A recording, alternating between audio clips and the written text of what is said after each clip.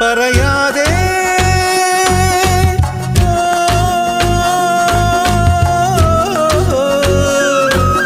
ഒരു വാക്കുപോലുമേ പറയാതെ അകലങ്ങൾ മായാതെ ഇഷ്ടങ്ങൾ പകരാതെ അവളെങ്ങോ മാഞ്ഞതിലിങ്ങനെ വേദന എന്താണ്?